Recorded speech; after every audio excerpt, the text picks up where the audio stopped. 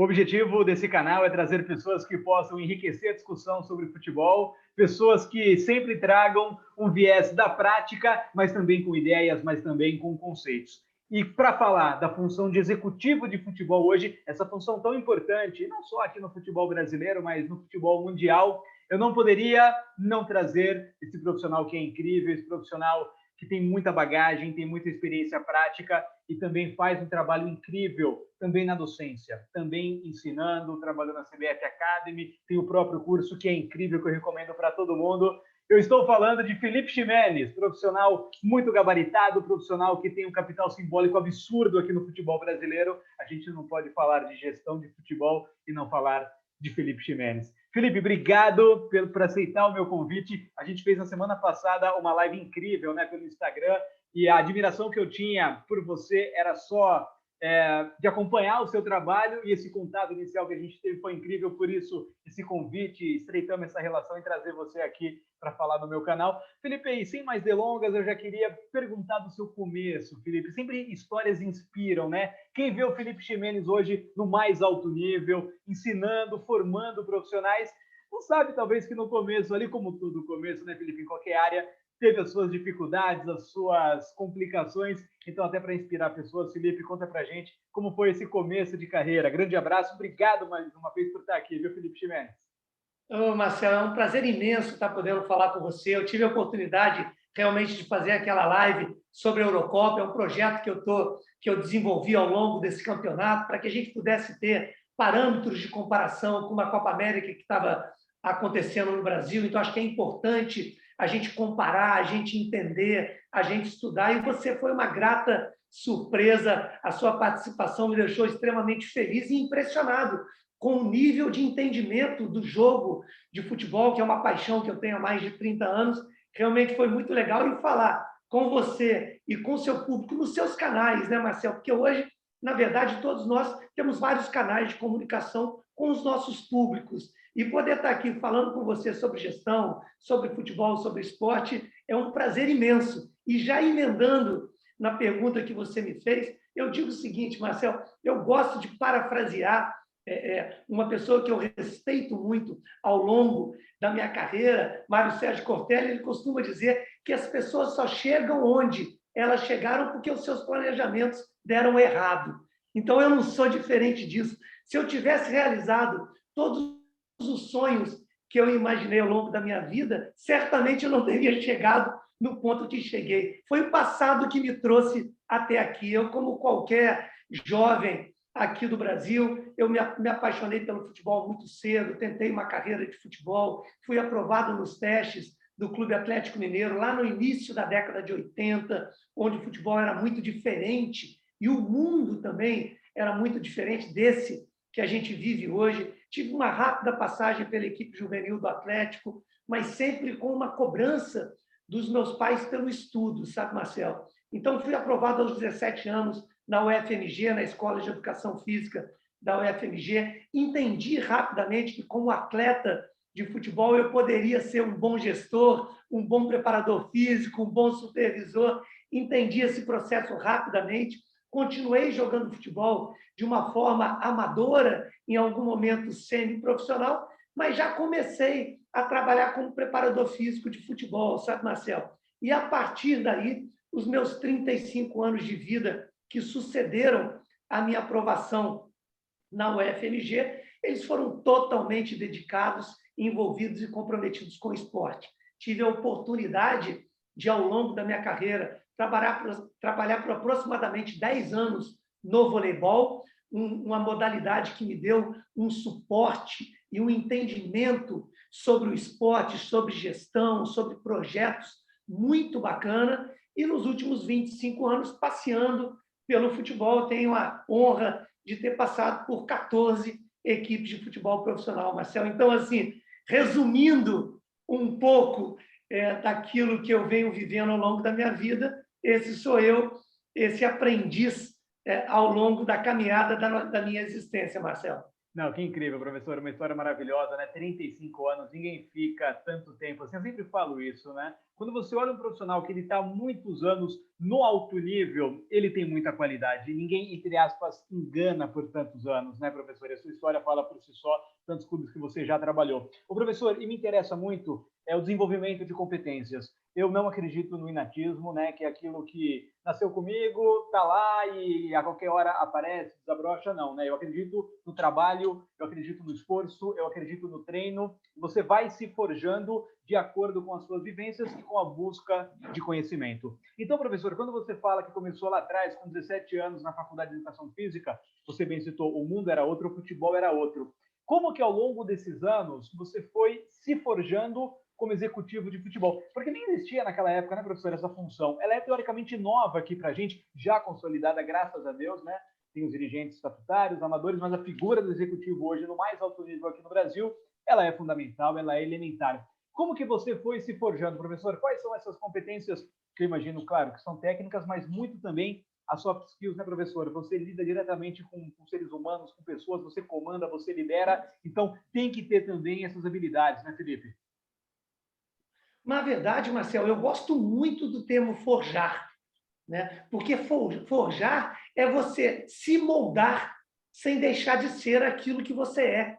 Então, essa palavra forjar, eu gostei muito que você utilizou, porque eu sou um profissional forjado na prática, né? Eu acho que a convivência e a consonância entre a prática e a ciência, ela é fundamental para que se forje bons profissionais.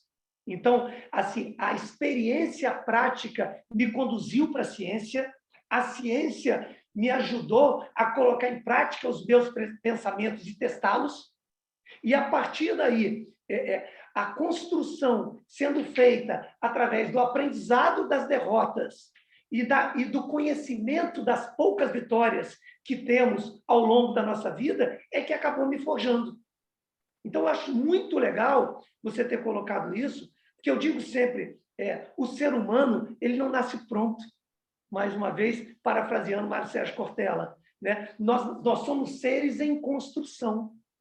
Então, o aprendizado ele é muito feito a partir da necessidade que você tem. A necessidade me forjou um profissional de gestão. A busca de solução para os problemas que eu enfrentei e encontrei ao longo da minha vida fez com que eu buscasse soluções em cima de gestão. A palavra gestão, na verdade, eu gosto muito da etimologia das palavras. A gestão é uma preparação. Uma mãe gesta um filho por 9 meses. É verdade. Uma mãe prepara um filho por 9 meses e ele não sai pronto, por incrível que pareça. Então, uma coisa que eu costumo dizer muito, Marcel, gestão não é uma profissão. Gestão é uma função. Você se forma administrador de empresa, você se forma advogado, você se forma educador físico, você se forma jornalista, mas você não se forma um gestor. A gestão de pessoas, de processos, de tecnologia, de logística, qualquer uma que seja, ela acaba aparecendo a partir do momento que você se especializa. E aí, as idiosincrasias e características de cada uma das áreas é que forma o profissional de gestão. E é isso que eu venho procurando mostrar através dos meus cursos, através das minhas palestras, que um profissional de gestão é um profissional orgânico e não mecânico. Talvez a única constância que exista dentro da profissão de gestor é justamente a inconstância de cada um dos dias. Por isso que eu costumo dizer que o gestor é um profissional que precisa se preparar para reagir e não para agir.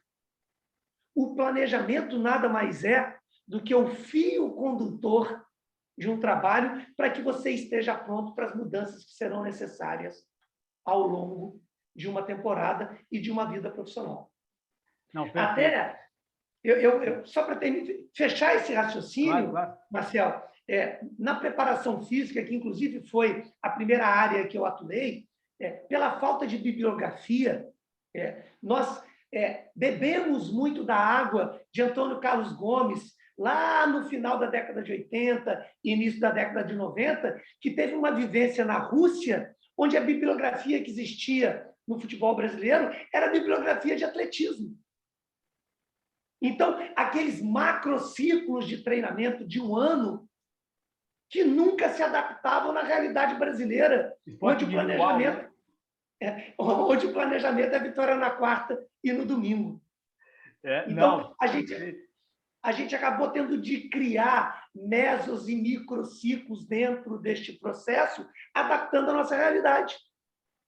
Isso é gestão pura e na veia. Entendeu, Marcelo? Então, eu penso que eu fui forjado através da necessidade. A necessidade me forjou.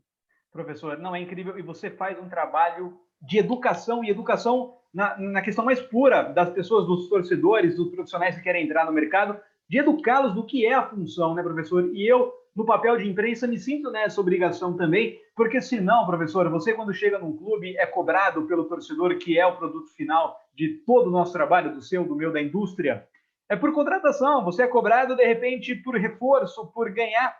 E eu sei que o trabalho de executivo de futebol é muito além disso, né? Você organiza o departamento como um todo, e não é fácil, não é simples, tem paixão envolvida, tem política envolvida, a gente sabe, os clubes são políticos aqui no Brasil, né? Então eu queria, professor, assim, respeitando cada particularidade, eu sei que o seu trabalho último agora no Santos foi de uma maneira, você pegou ali um presidente que chegou depois de um impeachment, já com uma outra eleição, é diferente, por exemplo, de você chegar hoje, não sei, no Palmeiras, no Flamengo, clubes um pouco mais consolidados nessa parte política. Mas, enfim, professor, respeitando cada clube, cada contexto, mas de maneira geral, quais são as 3 coisas que você pontua, assim como as principais, quando você chega num clube? O que você tem que fazer assim, de mais importante, de mais urgente, quando você entende, pegando o seu gancho, de falar que o executivo ele mais reage do que age na prática, né, professor? O que você pontua, assim, as 3 principais atuações que você tem quando você chega num clube?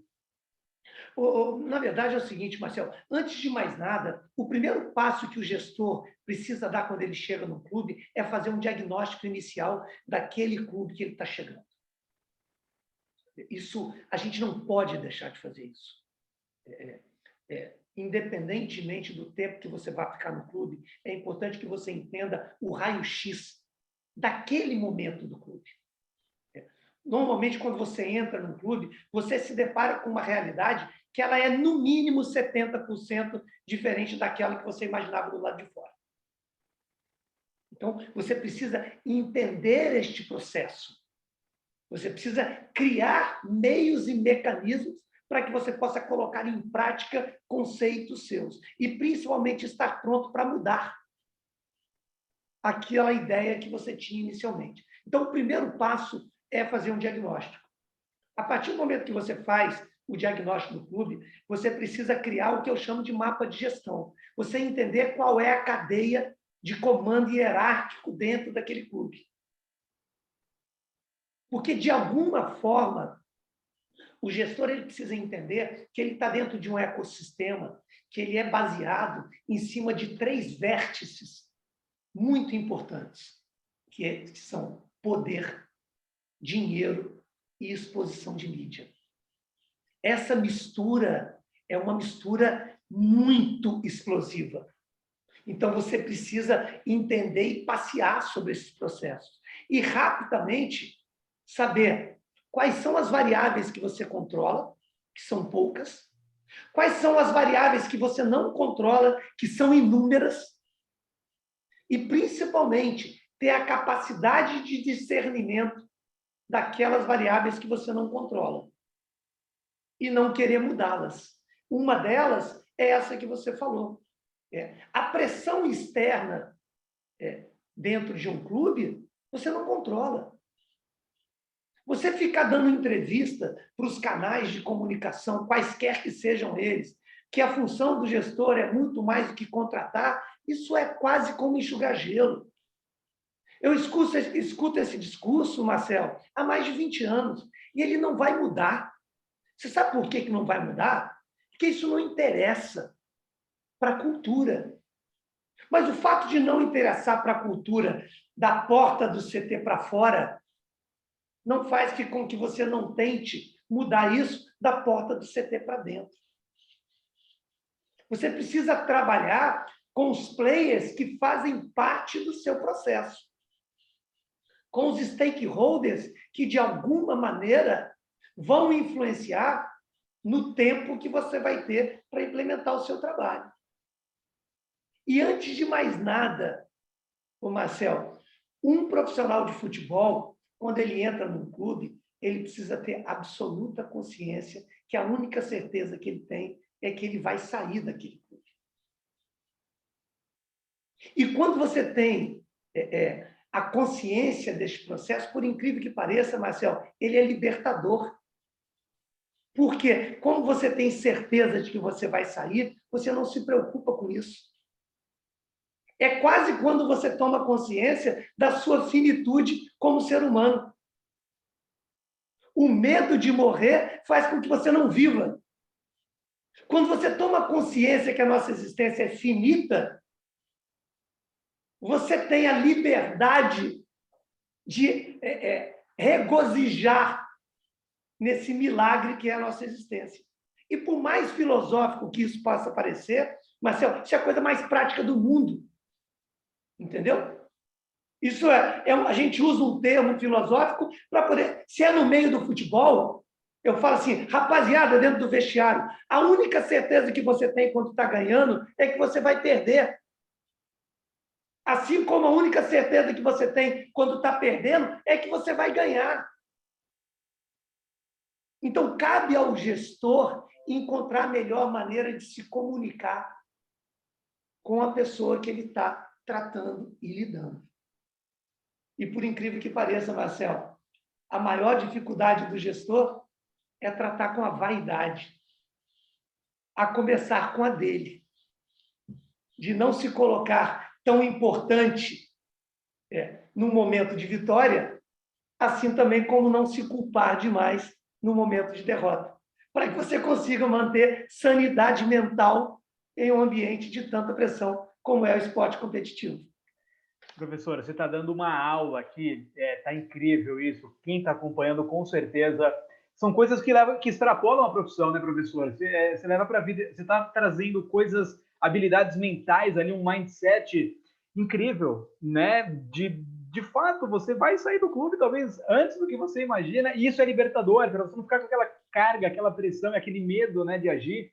Incrível, professor, incrível. E eu coloco uma outra situação, né, estudando muito Gilbert e Coté, pensadores de fora, que falam sobre o técnico, e eu vou trazer essa questão para o gestor também, que eu acho que tem tudo a ver com o que você está falando.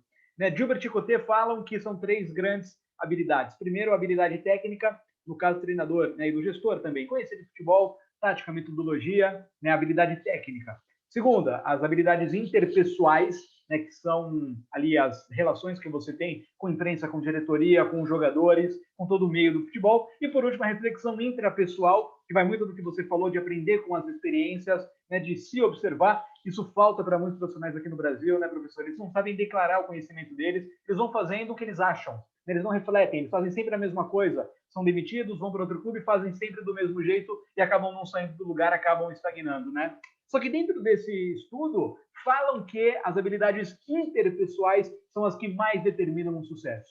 Claro que você tem que ter a parte técnica, tem que ter essa intrapessoal também, mas são as relações, professor. São as relações que você tem que ter, e para o gestor talvez seja até mais fundamental. Se você não fizer essa boa gestão do ambiente, essa comunicação, seu trabalho ele não vai acontecer. Você coloca isso, professor, você nesse processo todo, e voltando para a primeira questão de forjar, você se forjou também muito nas habilidades.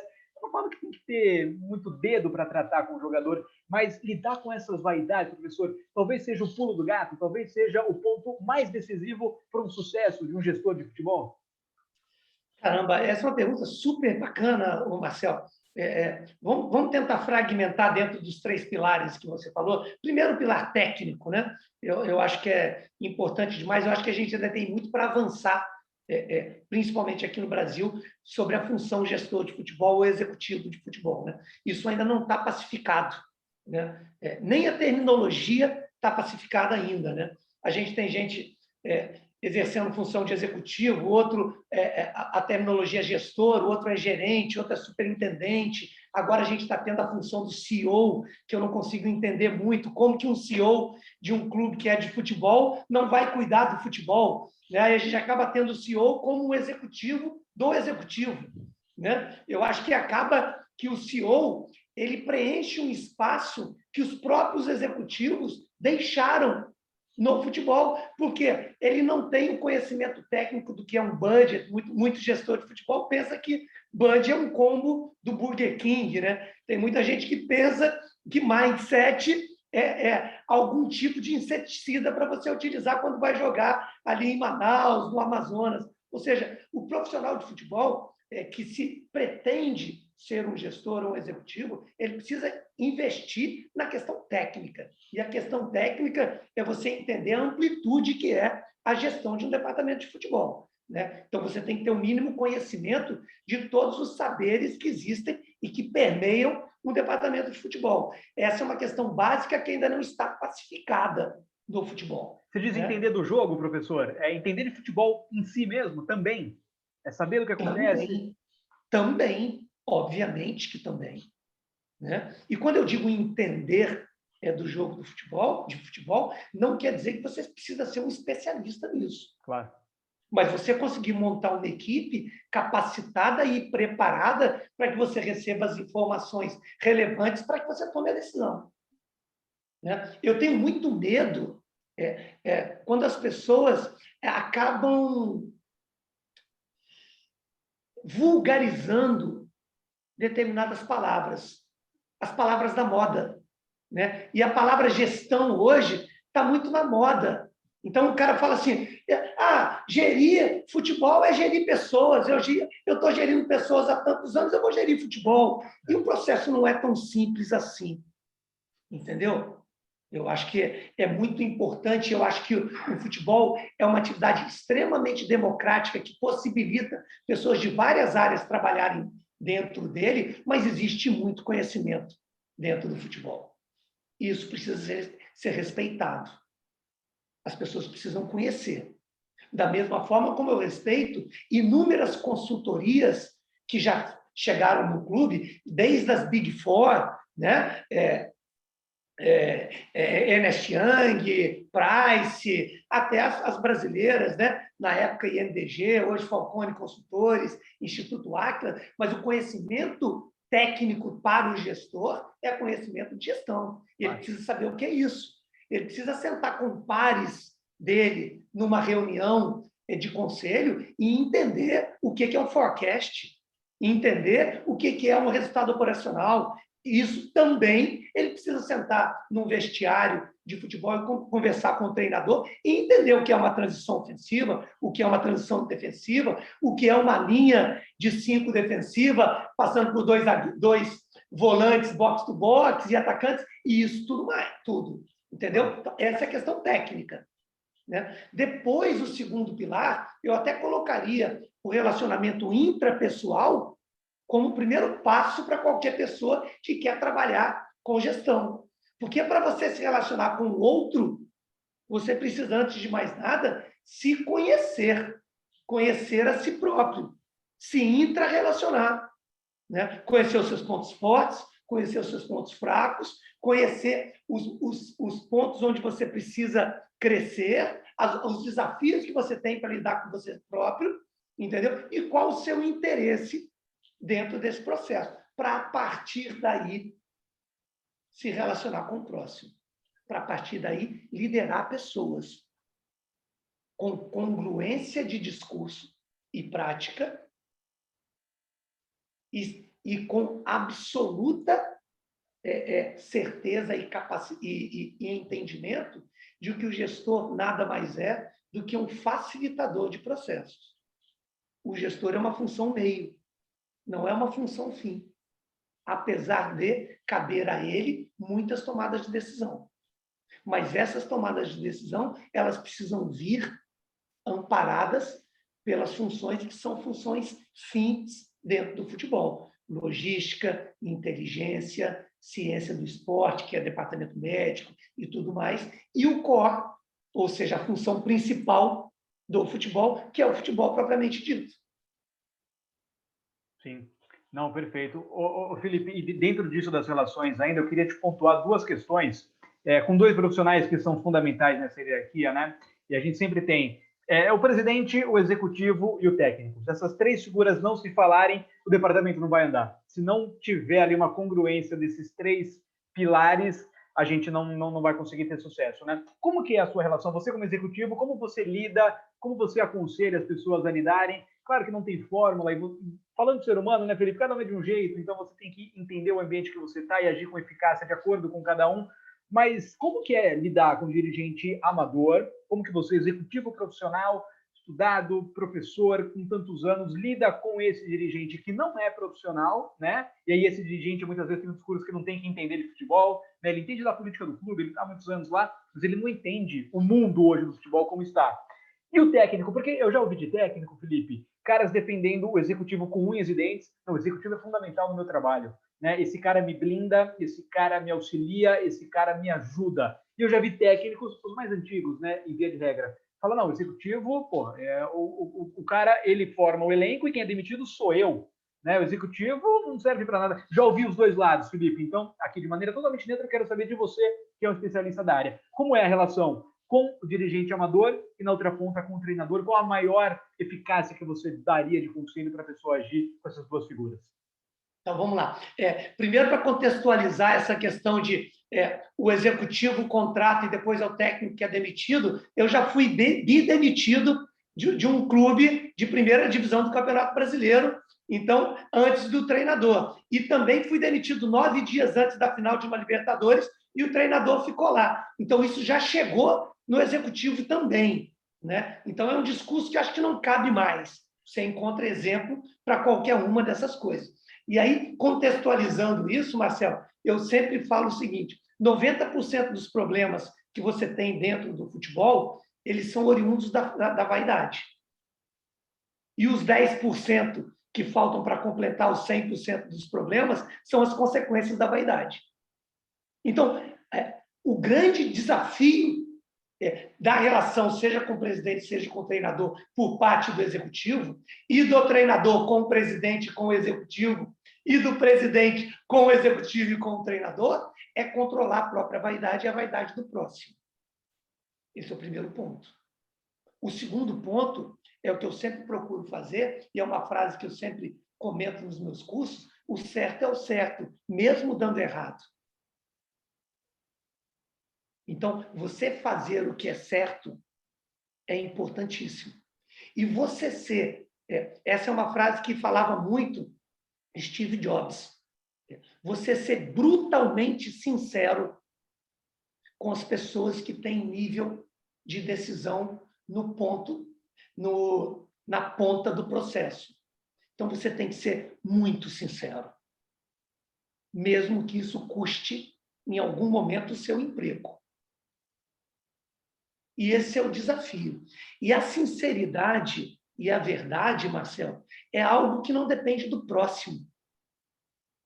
Você não faz um movimento de sinceridade dentro do seu trabalho esperando o mesmo retorno. Você faz porque isso é o que te define como profissional. Eu acho que este talvez seja o grande pulo do gato para que um gestor sobreviva ao longo da sua carreira profissional. Porque é mais duro do que você ser demitido rapidamente, porque você acreditou num processo, é você se manter 10 anos no emprego, abrindo mão de princípios e valores que você construiu ao longo da sua vida. O futebol é só uma parte da vida do gestor. Ele não é a vida do gestor. A gente brinca que o futebol é a coisa mais importante entre as coisas menos importantes que existem na vida. Então, se você não coloca valor nas coisas que você acredita, Marcelo, você não consegue pagar o preço que você tem de pagar para sobreviver. E neste mundo de incertezas, de cancelamento, de lacração e de mídias sociais, você precisa controlar a si próprio. Porque o tempo inteiro você estará sendo julgado. O tempo inteiro você estará sendo avaliado. Então, isso não pode medir a sua atitude. A sua atitude, ela precisa ser baseada dentro dos princípios que você acredita. Avaliado por pessoas talvez que não conheçam o processo, né, Felipe? Pessoas talvez passionais, que querem um resultado final, mas não entendem a jornada, né? Isso é pior ainda, né? Se você não tivesse centrado ali... Ô, Marcelo, isso é em qualquer área, cara. Sim. O futebol não é um gás nobre. Onde tem ser humano, qualquer coisa sobrepõe. Onde tem ser humano, em qualquer lugar, a vaidade, as relações humanas vão sobrepor. Entendeu? E cada vez mais em qualquer uma das áreas. Porque hoje todo mundo tem seu Instagram. Hoje está todo mundo preocupado em postar e mostrar a sua melhor face. E ela posta a melhor face no Instagram e ela só vai achar que aquela é a melhor face se tiver muita curtida. É verdade. Então está todo mundo buscando aprovação no outro. Então, o que eu te falo, Marcelo, por incrível que pareça, e o meu medo, quando eu começo a falar sobre essas coisas, que as pessoas ficam pensando assim, nossa, mas isso é muito filosófico, né? Isso aí é jogador... Cara, isso aí é prática pura. Isso é gestão na veia. Porque você saber o que é PDCA, você saber a característica de um jogador, você saber o momento de um clube, isso é uma obrigação que você não pode nem discutir mais. O que vai fazer a diferença daqui para frente é a maneira como você reage às situações, a maneira como você toma decisões.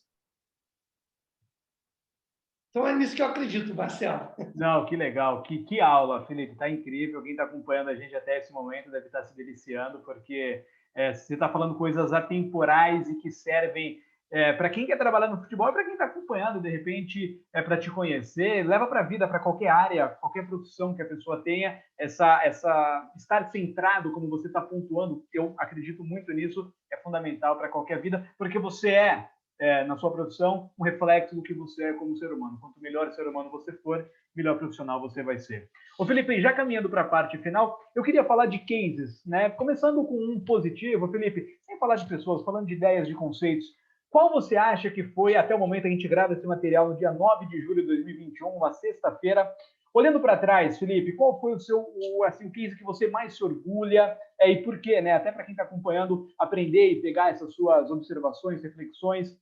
Olhando para trás, Felipe, qual foi o seu grande trabalho assim que você se orgulha de retomar? Ô, Marcelo, assim, eu dou muitas entrevistas, né? Eu conto muito sobre a minha história e eu recebo muito esse tipo de perguntas como você me fez, sabe? E assim, eu gosto, em cada uma das perguntas que eu recebo, eu dou diferentes respostas, porque eu tenho muito orgulho de muitos trabalhos que eu fiz, sabe? E hoje, particularmente, eu vou citar um trabalho que eu me orgulho muito, que foi uma consultoria que eu fiz do Criciúma, logo depois que eu saí do Flamengo.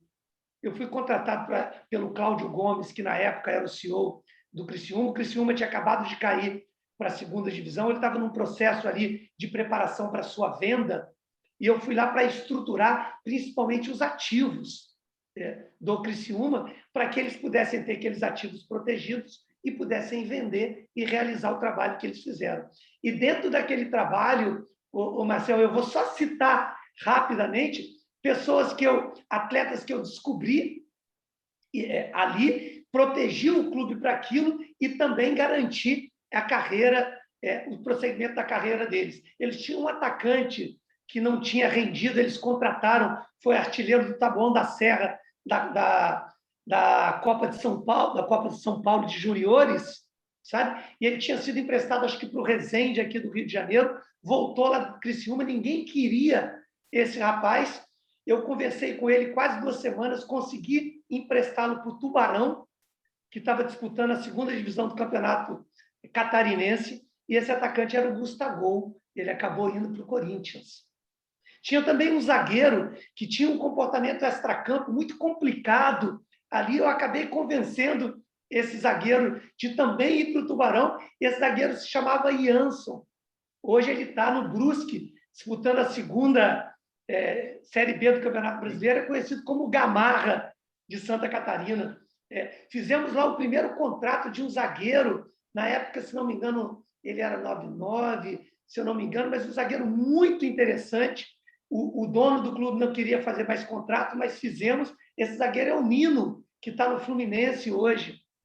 Tinha um meio-campo, um segundo volante, chamado Box to Box, que veio do Grêmio, que também as pessoas não davam muita atenção para ele, e eu fiz um contrato de 3 anos para ele, gostava muito desse jogador. Esse jogador era do Dodge, que acabou indo para o Fluminense também. Hoje, se não me engano, está no Japão.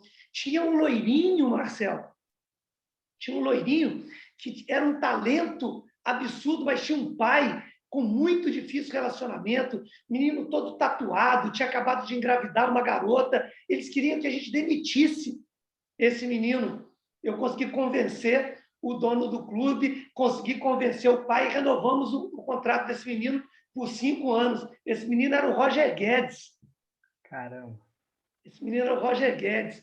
Quer dizer, então foi um trabalho rápido, bem naquele momento lá, a primeira oportunidade como treinador para o Dejan Petkovic, que é um amigo e irmão que eu tive a oportunidade de trabalhar em 4 clubes com ele. Trabalhei com o Petkovic no Vasco, trabalhei com o Petkovic no Atlético Mineiro, trabalhei com o Petkovic no Fluminense e depois dei a primeira oportunidade como treinador para ele. Assim como, Marcel, naquele momento, o treinador do Sub-20 do Criciúma se chamava Tuca. E esse menino, eu não sei se era Tuca. Ele era sobrinho do Caio Júnior.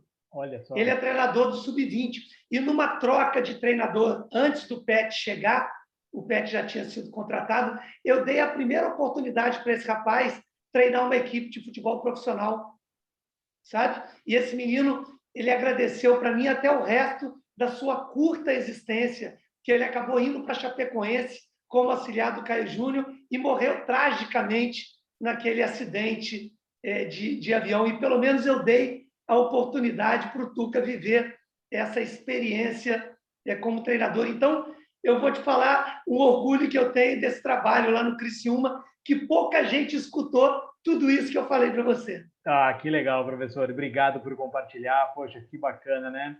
Aquelas coisas que talvez ninguém nem lembre e tal, mas que tem um dedo seu, mas as pessoas envolvidas com certeza lembram. E aí, professor, assim, eu não gosto nunca de falar de fracasso, eu gosto de falar de feedback, de resultados que você obtém das suas ações. Teve algum, assim, que você, não digo se arrepende nunca, mas assim, que você faria diferente, que você olha para trás, dentro desse conceito de ideia e de falar não de pessoas? Você tem alguma coisinha, professor, que você olha para trás e foi um grande aprendizado para você? Deixa eu te falar, uma das coisas que eu aprendi da minha vida, e eu vou te falar claramente coisas que eu me arrependo, porque, assim, eu me arrependo muito, muito. Eu acho que, eu acho que em termos de arrepender, nós temos 2 tipos de pessoas. As pessoas que admitem que se arrependem e as que mentem. É verdade, é verdade. É isso aí mesmo. Porque todo mundo tem essa mania de falar assim, eu só arrependo daquilo que eu não fiz. Isso é uma besteira. Eu me arrependo todos os dias. Arrependo da roupa que eu utilizei, do caminho que eu peguei para poder ir para determinado lugar e também de ações que eu tomei. Eu vou te falar uma coisa que eu me arrependo muito. Muito. Eu me arrependo de ter pedido para ser demitido do Atlético Mineiro, em 2008. Tá? O Calil tinha acabado de assumir o Atlético Mineiro lá. Eu era gerente de futebol do Atlético, gerente geral do futebol do Atlético. Eu comecei como gerente de base, terminei como gerente geral de futebol. Não existia nem um cargo de executivo na época. E ele foi rapidamente preenchido pelo Alexandre Faria, mas que ele acabou demitido numa situação muito injusta lá no Atlético Mineiro. E eu estava meio chateado com aquela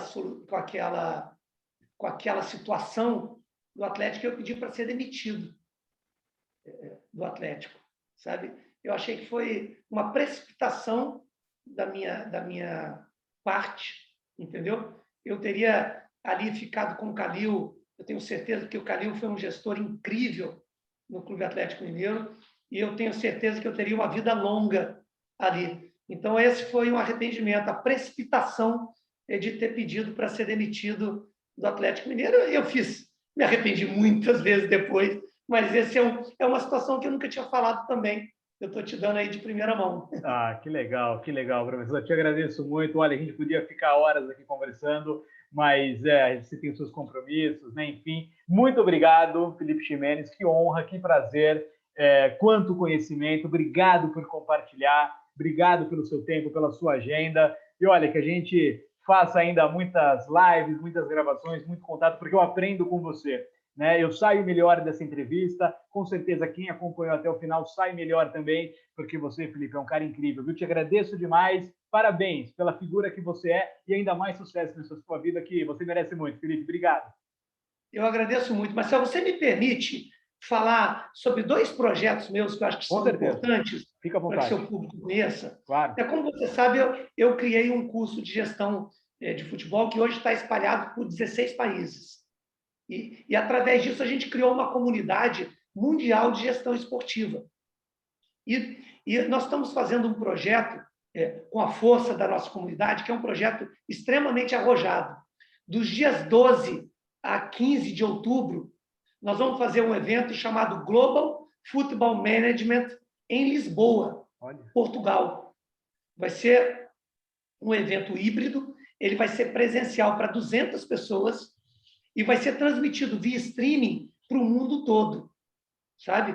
Então, é um projeto muito arrojado, a gente vai ter pessoas para falarem sobre gestão de futebol, muitas pessoas de alta importância dentro do futebol vão participar. Eu posso citar Fernando Carvalho, ex-presidente do Internacional, Marcelo Paes, presidente do Fortaleza, o senador Carlos Portinho, o Elton Arruda, que foi goleiro do Porto e do Vasco por muito tempo, Gilberto Silva, Moisés Moura, que é o técnico do Braga, sub-19, muita gente boa, Marcos Mota, André Zanota, Bruno Costa, muita gente boa vai participar disso.